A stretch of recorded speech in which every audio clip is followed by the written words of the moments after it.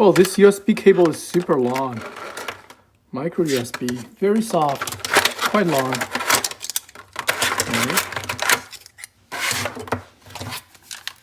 Now I can replace this original battery with the new one. Let's see. Which way should it go in?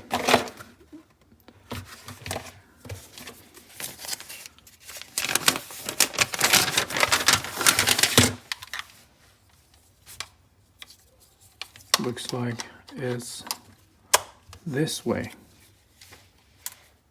All right, it is on. Nice, it works.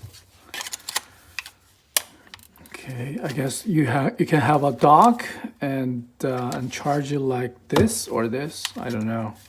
I may purchase the dock separately. All right, let's test the charging process.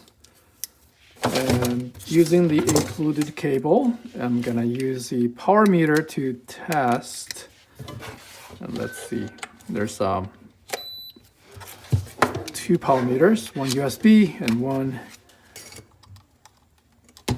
these USB meters, right? 2 watts. Okay, let's take a look at here. It's charging at 1.3 watts. 1.3 at 1.36. Okay. All right, it is charging. That's cool. So it's under 2 watts considering how small the battery pack is. And there is a LED light here to indicate charging is in progress. And the controller is still on when it's getting charged. That's great. What about the other one? This battery pack here. Okay. The other pack also around 2 watts. Okay, makes sense. It is consistent.